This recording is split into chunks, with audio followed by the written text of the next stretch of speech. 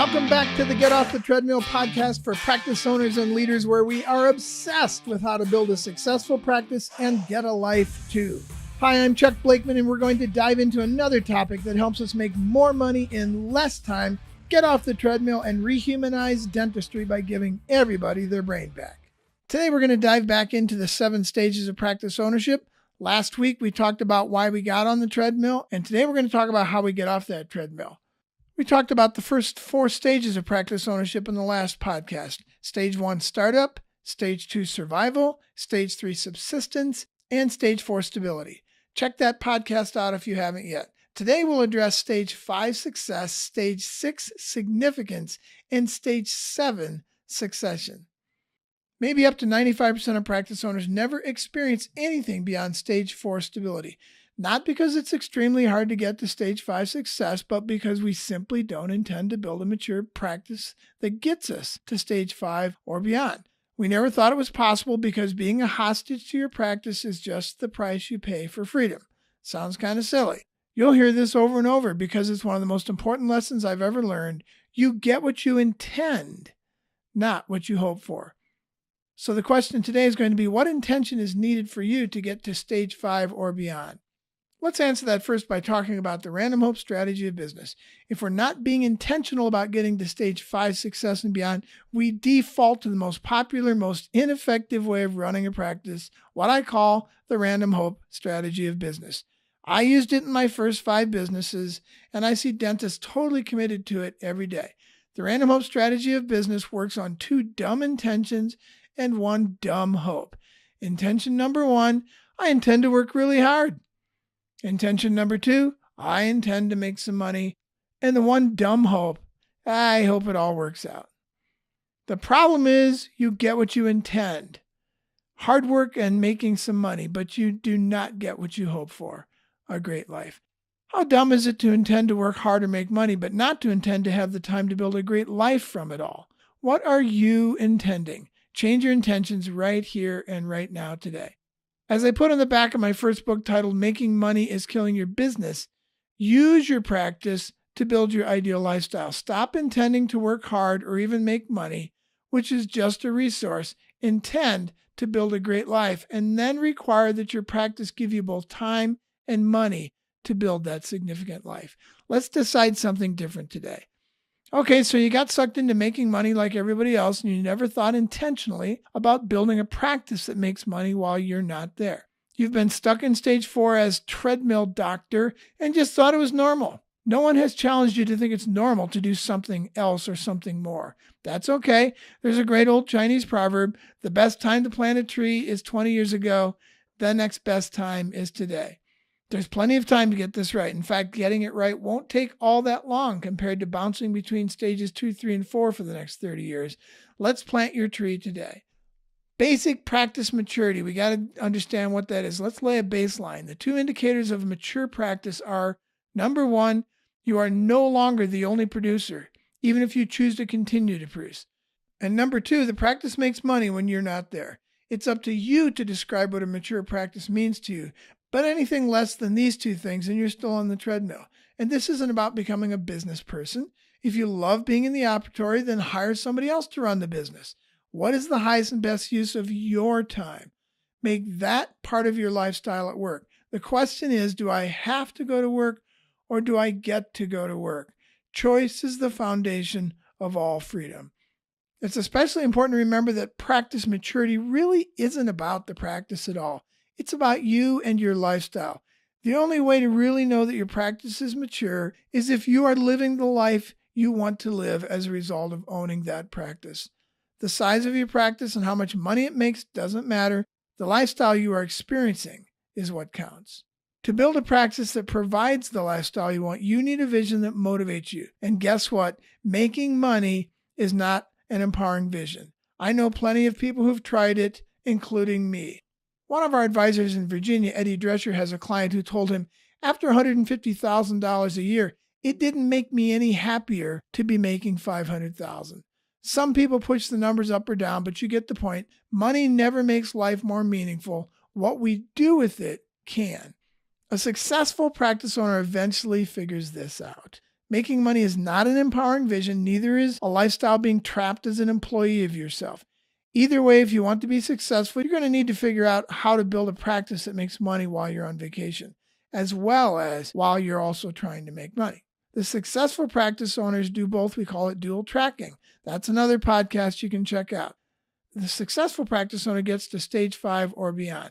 So let's talk about stage 5 success first. As we learned in last week's podcast, in stages 1 through 4, you've simply bought yourself a job. Stage 5 is the beginning of a whole new way of doing dentistry, where you stop being a hostage to your practice and the practice starts serving you on your way to freedom. For the first time in stage 5, your practice is now regularly producing both time and money, not just money. That's the big difference. You begin to get a glimmer of what it means to own a practice that doesn't own you. You go on vacation without returning to a mess, and the practice makes money while you're not there. For the first time, you lead by walking around. What a concept. Even if you decide to continue as one of the producers, there are others producing while you're gone, or other ways the practice makes money when you're not there. You're no longer the sole producer. In stage 5, you're off the treadmill, but you're still too necessary and too close to production to completely relax. Stage 5 success isn't nirvana, but it is a hotel nearby. And it's like breaking free of the Earth's orbit compared to stage 4 stability. You burn a lot less fuel in stage 5. First, we've got to get this big mindset shift right in order to get there. I can't overemphasize enough the concept of the big mindset shift. It is the crux of the whole problem. To get from stage 4 to stage 5, you have got to shift your focus from making money to building a practice that makes money. Listen to the difference. This is simple but powerful. You have to stop focusing solely on the tyranny of the urgent, which is making money, and get more focused on the priority of the important, which is building a practice that makes money when you're not there. It's a long-term versus short-term mindset.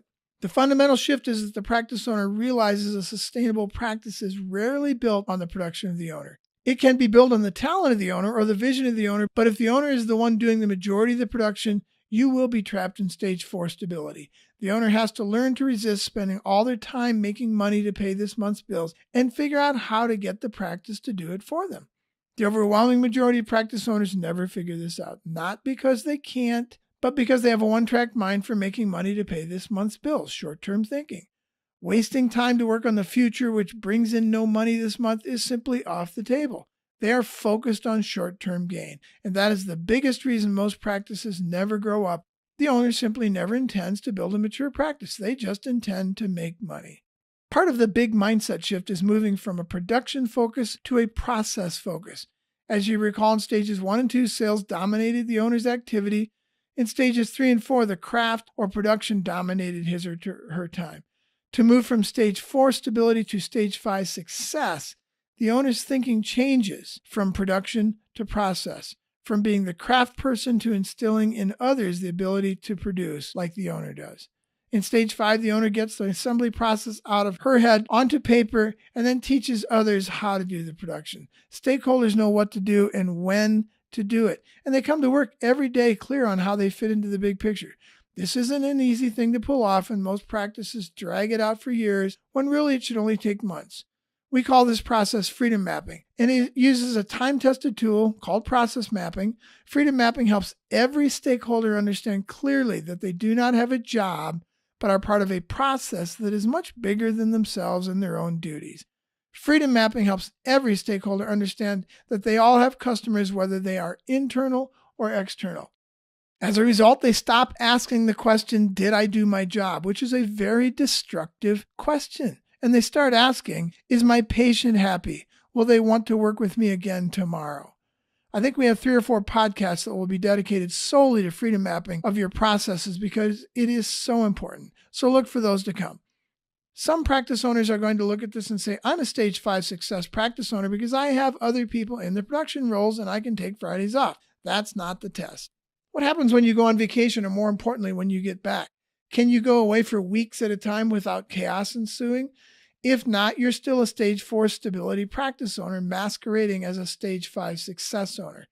Your practice is stable in the sense of making money, but it's not successful in the sense of creating wealth, which is time and money, freedom for the owner. Remember, we're not measuring maturity based on what the practice looks like, but on what the owner's lifestyle looks like. In stage 5, the practice owner has the income they envisioned when they started their practice, and they're beginning to develop the freedom to use their practice to build a great personal life. This isn't nirvana by any means, but many long weekends and multiple vacations have become a time to enjoy the fruits of their labor with their family and their friends. Many practice owners are very happy to achieve stage 5, and I couldn't blame them for staying there the rest of their working lives. Not more than 10% of practice owners ever taste it. Again, not because they can't, but because they simply don't intend to. They are playing for average when they should intend to be normal. Stage 5 is not a bad gig, but there are some problems with it. Although the income level can be high and the lifestyle better than average, it still might feel like my practice depends on me too much. The owner is usually very heavily involved in the day-to-day and is still the go-to guy for most issues, big and small. The owner may be off the treadmill, but too many things that break require the direct and immediate attention of the owner to fix them. But even with these pitfalls, stage 5 ownership welcomes you as an actual practice owner who is no longer owned by your practice. It also offers the beginnings of wealth, the freedom and the ability to choose what to do with your time and your money. But there's a lot more freedom at the next stage if the owner is interested in getting there. Stage 6 significance is where it really starts to get interesting. In stage 6, the practice is thriving and the owner is now free to invest time in the things that make a practice truly great. The practice and the owner can begin to have a real impact in the community and the world around them. Charities are benefiting, the stakeholders are involved in the community, and the owner is thinking about both their own legacy and the legacy of the practice. What will I leave behind? What statements will this place make about me? The biggest tactical difference between stage 5 success and stage 6 significance is that the owner is no longer supervising production, but has some form of solid leadership in place, not management. We don't have time to go into this today, but look for our podcast on the difference between managers and leaders when it comes out soon. Managers won't get you off the treadmill. Leaders will. You need to turn your office manager into an office leader, and when you do, the leader, their teams, and you will all be exponentially better off than when they were managing. Stage 6 is the fun stuff. We're now back to the passion that brought us into dentistry in the first place. Just about every practice owner would love to be in a position to have the time and money, that's wealth, to think about having an impact in the world beyond just seeing patients. Stage 6 significance is that place. The operative emotion in stage 6 significance is others are finally in place and leading this. I'm free. Remember our definition of wealth, the freedom and the ability to choose what to do with my time and my money. We're really experiencing wealth in spades now. More money is actually resulting in more time, not less time. This is the reward for intentionally moving our practice from stage 1 startup through to stage 6 significance, and we should toast our success. We are off the treadmill. But I want to warn you that stage 6 significance is the second most dangerous stage after stage 4. Leadership in place is the operative phrase in stage 6, and it's very important that we understand that. Leadership in place is not leadership in charge. We think we can now go directly to the golf course and work on lowering our handicap. Well, Dr. Tom Demers' story might slow you down a bit. Tom invested a number of years building a very successful practice. He bootstrapped it through all the stages, sweated out the hard early years, and pulled the practice kicking and screaming into stage 6 significance. Tom finally had leaders in place and was enjoying his newfound freedom doc status. He loved vintage race cars, and he decided he would reward himself by turning his attention fully to racing. He checked in with his practice regularly, but became devoted to his cars. Not more than a year after entering stage 6 significance, he had to jump back in and get very involved to revive the practice. Tom had gotten ahead of himself and learned the hard way that leadership in place isn't nearly as good as leadership in charge, which is stage 7. After a few years of toiling the practice, it's going to be very tempting to put a warm body in the leadership seat and head for the nearest fishing hole. Not so fast. All the work you put into your practice could too easily come crashing down around you. In stage 6 significance, the owner can focus on giving the practice two things, vision and guidance. The problem comes when you skip the guidance part and head for the lobby. After all, you think, I'm paying this good leader money and I expect competence, but they are not you yet, and you have got to turn them into you. A hired gun is one thing. A loyal servant leader in your practice who has passion for your patients and your team members is quite another. They have got to catch this from you being there and instilling it in them. One of the problems of heading for the golf course too soon is that the leader you left in place, who really isn't in charge yet, will report back regularly, "Things are great." Tom checked in regularly to make sure things were going well, and his leader always provided rosy projections and said great things about the operation. I mean, really, would he actually report back, "I'm scared, I don't know what I'm doing, some patients are mad, and I'm not sure how to solve any of this"? No, your leader in place knows you hired them to be competent, and they are going to pretend to be as long as they can until you build real trust between you, and that takes some time. So your new job is now to train the leader, instill in them the pride of being in charge, and guide them through the day-to-day until the culture of the company becomes part of them. They'll have a lot to learn. It took years for you, the owner, to figure it out, so don't expect your new leader to get there in the blink of an eye. Stick in there for a while. Make sure you've passed it all along, and you'll have something special, a practice that somebody else will want to buy, and frankly, you'll never want to sell. Stage 7. You've invested the time to move leadership in place to leadership in charge, from giving both vision and guidance to having to only give vision. The leader now has the reins, and you can guide the ship as long as you communicate clearly where you want to go. The leader has the reins and can now also guide the ship as long as you clearly communicate where you want to go. In stage 6, you were giving both vision and guidance, how to do it. Now all you have to do is communicate the vision, because the leader, they can execute. The operative emotion in stage 7, succession, is a growing sense of significance, accomplishment, and satisfaction in having built the dream. Warren Buffett buys stage 7 succession businesses and tells the leadership he doesn't want to hear from them very often. And if he does, that's the problem. He has become the myth in those businesses. He doesn't show up much. In stage 7, that can be the extent of your leadership as well. This is the mindset of the multi-location practice owner. In stage 7, the practice owner has a number of options. They can stay on as a strategic leader. They can be in the operatory. They can enjoy the fruits of years of labor, continuing to give vision for the future, and choosing how and when they get involved. In other words, wealth, choice. They can also decide to sell the practice, sell it to associates, or use it to start acquiring other practices. Okay, it's possible that if your practice is in stage 2 through 4, or even 5 as you listen to this, you're saying to yourself, wouldn't that be nice? But without the conviction that this could actually be you. I'll say it again. I can't think of any reason why you can't get there except for one. You don't really intend to. This is not a gifted person's game. This is not a lucky person's game. This is a game for the intentional. Ask the right question and you will figure out the right answer. I'll say it again. You get what you intend, not what you hope for. So the right question is, how do I build a mature practice, and when do I want to get there? This isn't about building multi-million-dollar practices with dozens of team members unless that's what you're shooting for. This is about creating the lifestyle that you want for you and your family. You can do that with a practice of almost any size. Building a mature practice isn't necessarily about eventually selling it either. Dr. Boson in the Chicago area has decided he never wants to retire. He just wants off the treadmill. So he can choose to do dentistry or he can choose not to. It's about building a practice that serves you, that creates the lifestyle you want. It's about creating freedom, which means you have choice. If selling your mature practice gives you more freedom than keeping it, then sell it. But I've worked with a lot of practice owners who started out saying, let's get this profitable so I can sell it and get the heck out of here.